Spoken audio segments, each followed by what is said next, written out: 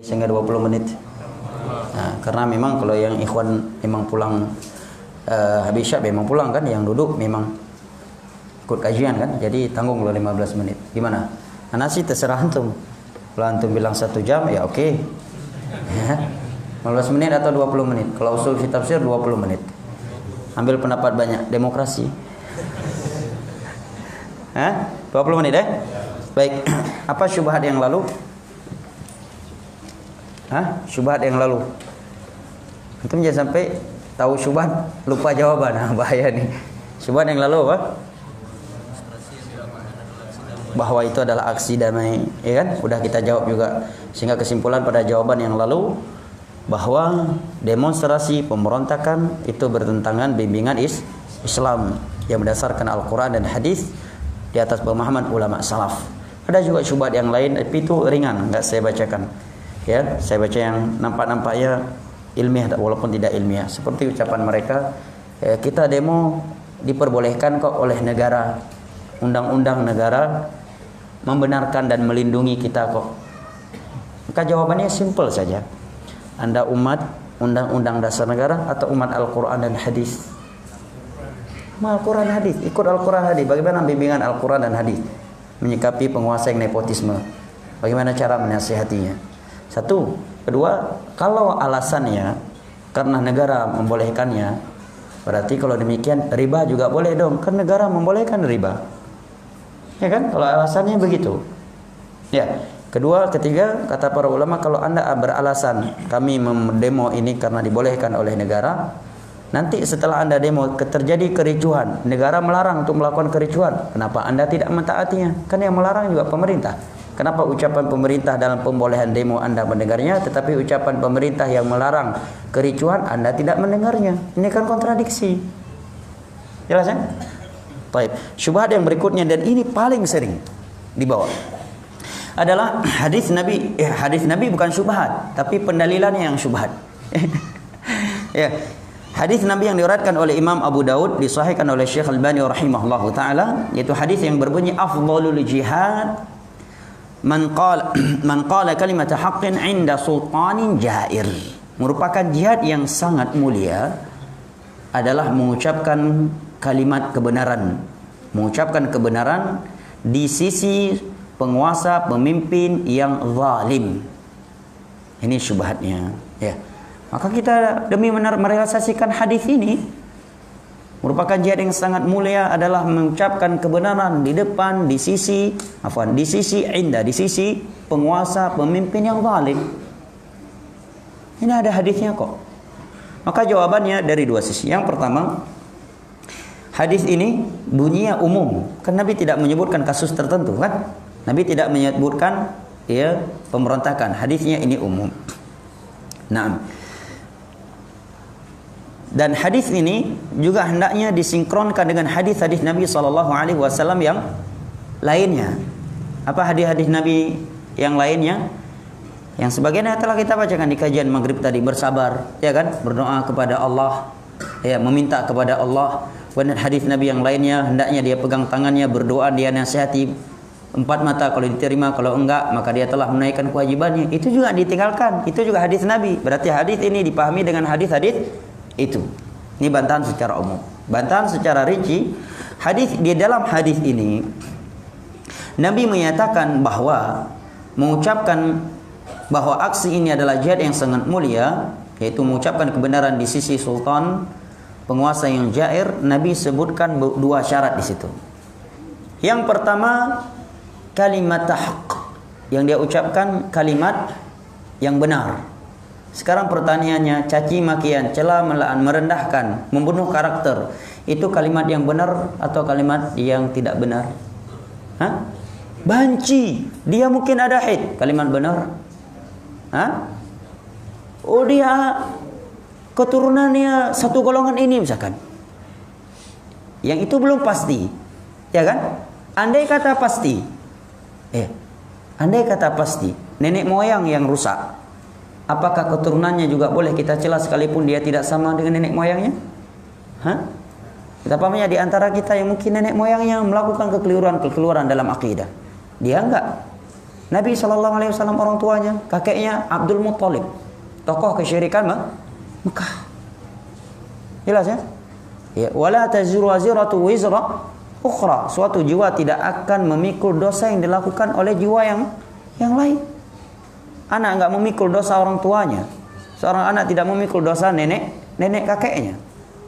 Nah, maka harus insaf di dalam menilai. Nabi mengucapkan syarat yang pertama yang dia sampaikan kebenaran. Ya. Caci makian benar atau enggak? Bukan kebenaran. Pembunuhan karakter, perendahan, ya.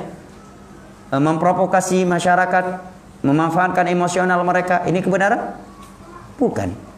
Berarti satu, Anda sudah menyelisih hadis ini dari teks hadis ini sendiri. Ya, dari satu sisi ini. Taib. Dan dalam hadis yang lain Nabi menyatakan sibabul muslim fusuq, mencela seorang muslim adalah bentuk kefasikan. Hadis riwayat Al-Imam Al-Bukhari. Syarat yang kedua, Nabi sallallahu alaihi wasallam menyatakan indas sultan. Indas sultan kata Nabi, ya. Di sisi pemimpin, di sisi penguasa. Apa maknanya? Ai fi makani sultan bainaka wa bainahu fi hadratih. Di tempatnya penguasa itu yang ada hanya engkau dan dia. Ya. Fi hadratih, dan dia ada di sisimu. Dan dia ada di sisimu. Walaupun ada mungkin orang lain yang sekedar menjaganya. Ini makna hadis. Sedangkan Anda melakukannya di atas mimbar, di dinding Facebook, di dinding Instagram, ya, di WhatsApp, ya, di pentas, di tanah lapang, yang jarak antara Anda dan pemimpin mungkin ratusan kilo. Ya. Yang nasihat tersebut didengar oleh ratusan manusia. Ya. Dan isinya pun celaan. Andai kata nasihat yang santun aja, syaratnya harus berduaan. Saya nasihati misalkan salah satu di antara antum ada yang merokok. Sekarang saya teriak fulan dengan namanya. Baik kamu merokok li tengok. Kira-kira gimana? Nanti kiat deh. Hah? Gak ada tilau ustaz. Dupi hoka tilau. Gara-gara pegawai betul rokok benar. Iya. Apalagi penguasa. Kita teriak dari jauh. Dia bilang, kami tegakkan hadis ini. Nggak nyambung bro. Ya, hadis di arah timur, Anda di arah barat. Saru musyriqan, masyriqatan wasirta maghriban syatan bainal masyriq wal maghrib. Hadis di arah timur, Anda di arah barat, sungguh jauh antara timur dan barat. Saru masyriqatan wasirta maghriba syatan bainal masyriq wal maghrib. Mari kita simak penjelasan ulama tentang hadis ini. Mungkin kalau kita yang berkata demikian akan dibilang, nah itu kan menurut Anda tentang hadis itu. Ya. Sekarang mari kita simak ucapan ulama hadis tentang hadis ini. Nah. Yang pertama, Al-Imam Al-Barbahari. Al-Imam Al-Barbahari, seorang ulama besar. Beliau menyatakan لا يحل قتال السلطان ولا الخروج عليه وإنجار وذلك لقول رسول الله صلى الله عليه وسلم يا أبي ذر الغفاري اصبر وإن كان عبدا حبشيا وقولي للأنصار اصبروا حتى تلقوني على الحوض وليس من السنة قتال السلطان فإن فيه فساد الدنيا والدين والأمر بالمعروف والنهي عن المنكر واجب إلا من خفت سيفه وعصاه. Kata beliau, tidak halal memberontak, memerangi penguasa, ya, keluar dari ketaatan kepadanya walaupun dia seorang yang zalim. Karena hadis Nabi kepada Abu Dzar, wahai Abu Dzar, sabarlah engkau walaupun pemimpin seorang budak saya Ethiopia. Dan hadis Nabi kepada kaum Ansar, sabarlah kalian sampai kapan? Sampai kalian bertemu denganku di dalam telagaku. Dan bukanlah bagian dari sunnah memerangi penguasa, karena akan terjadi kehancuran terhadap dunia dan agama. Adapun al-amr bil ma'ruf nahy anil munkar itu memang wajib, kecuali tetapi kalau engkau khawatir pedang, ya, terhadap dirimu, maka kewajiban tersebut menjadi hilang. Nah, kemudian juga Syekhul Islam Ibnu Taimiyah rahimahullah taala menyatakan wa asbir ala jawril a'immah wa an la akhruj alaihim fi fitnah. Saya tidak akan bersabar di bawah kezaliman pemimpin dan saya tidak akan memberontak kepada mereka.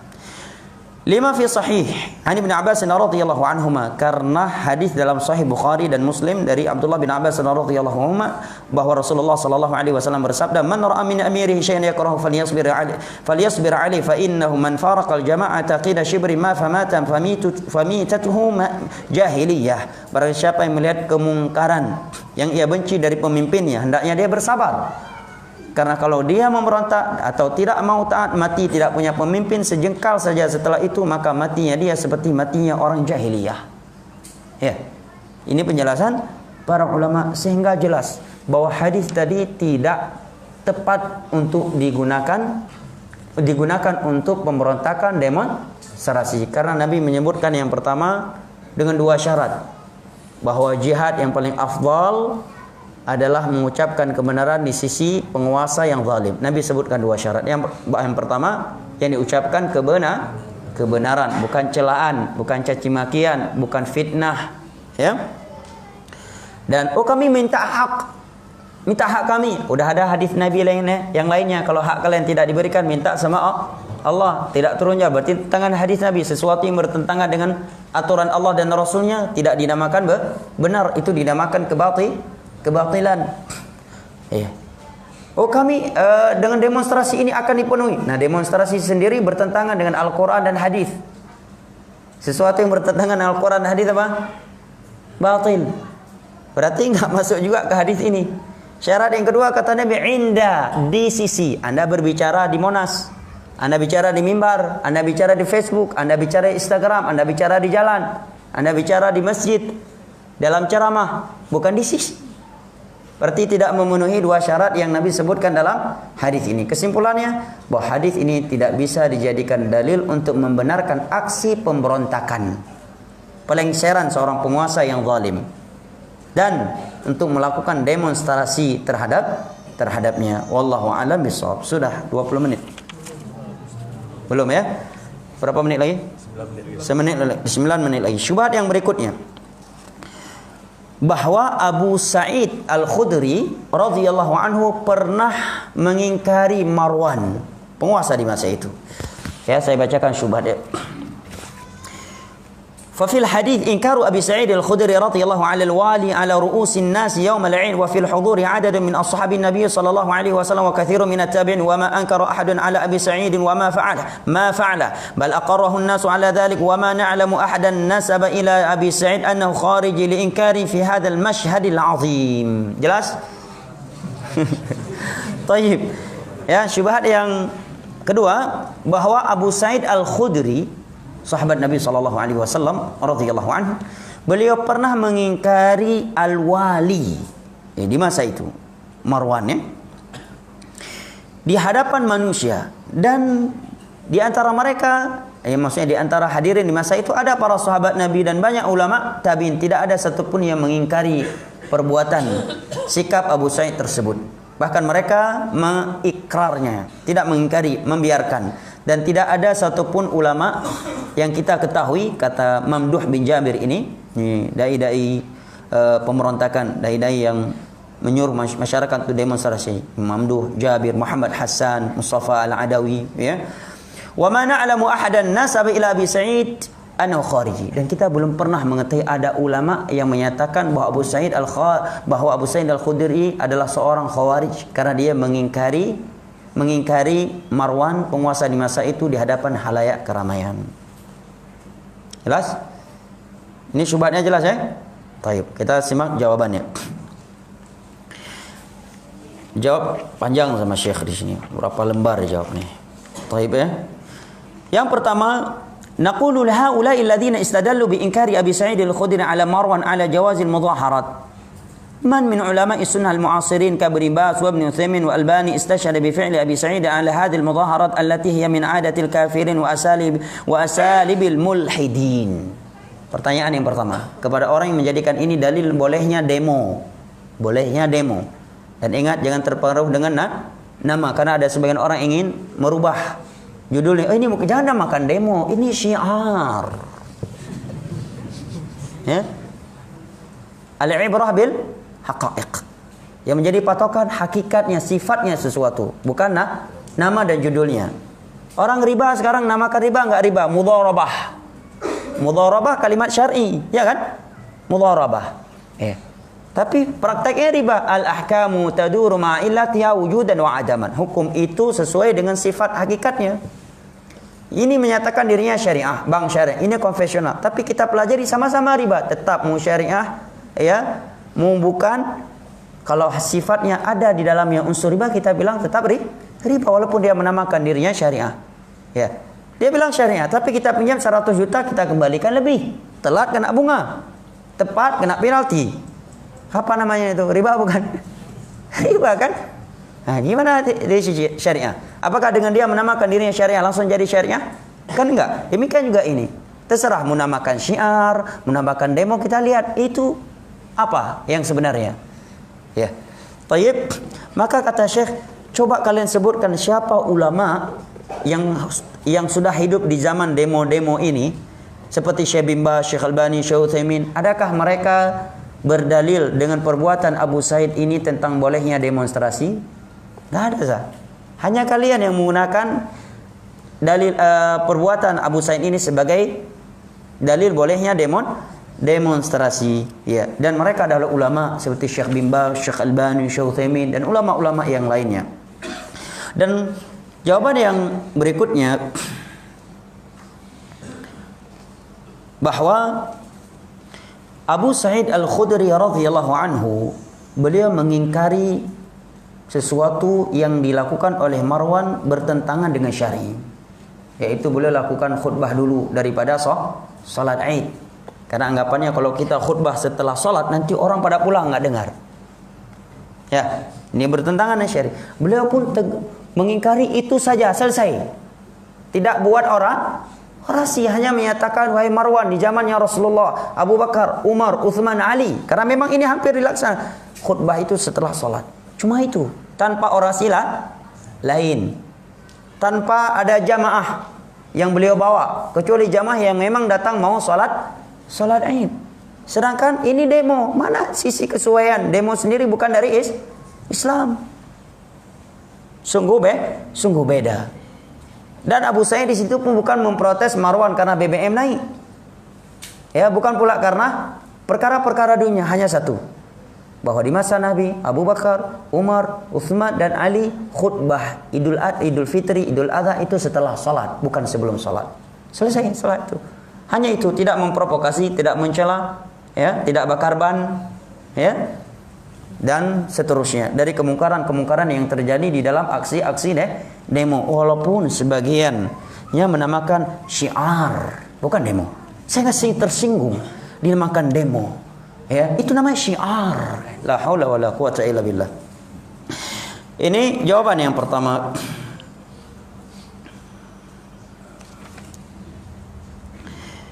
Jawaban yang kedua, bahwa pengingkaran Abu Sa'id kana fi hadratih wa amamah wa bainah. Bahwa pengingkaran Abu Sa'id Al-Khudri radhiyallahu an kepada Marwan ibn al-Hakam, memang di saat itu Marwan ada di depan beliau. Ada di depan beliau. Dan beliau tidak harus berteriak dari jauh pakai mikrofon, pakai tawa, enggak. Langsung di depan Marwan. Wahai Marwan, zaman Nabi, Abu Bakar, Umar, Uthman, Ali yang namanya khutbah setelah salat. Bukan pakai tawa dari jauh, Marwan, pegak-pegak belum. Enggak. Langsung di depannya. Sedangkan demo enggak langsung. Ya. Enggak langsung. Baik. Siapa yang berkata demikian? Al-Imam Ibnu Hajar, ulama besar, ulama hadis dalam mazhab Syafi'i. Dalam kitab Fathul Bari ketika menjelaskan athar Abu Sa'id, kata beliau, ingkaru Abi Sa'id waqa'a bainahu wa bainah. Pengingkaran Abu Sa'id tersebut itu terjadi antara beliau dan Marwan ibnul Hakam. Bukan dari jauh beliau berteriak, di depannya langsung. Ya, misalkan antum ada khotib sekarang, melakukan sebuah seperti hai, kok khutbah ini? Khutbah salat. Lain sunnah Nabi. Apakah itu demo namanya? Enggak kan? Menegur. Itu namanya teguran. Itu namanya teguran. Antara beliau dengan Marwan langsung. Siapa yang berkata demikian? Al-Imam Ibnu Hajar. Nah, kalau ada yang ingin menjadikan ini dalil, lakukan sesuai yang dilakukan oleh Abu Sa'id, datangi berdua. Saya sendiri mau masuk, ingin jumpa. Nah, itu baru gentleman. Mami tiro po mati ndak hai mati syahid ku ya. Dibunuh mati syahid, ngapain takut? Kan begitu. Ya, kalau gentleman. Nah, kata Syekh, kalau ingin menjadikan ini sebagai hujah, lakukan seperti yang dilakukan oleh Abu Sa'id dengan lebih langsung, tanpa teriak-teriak, tanpa pembunuhan karakter, tanpa caci maki, ya, langsung menyuruhkan 7 poin dan langsung di depan orangnya. Ya.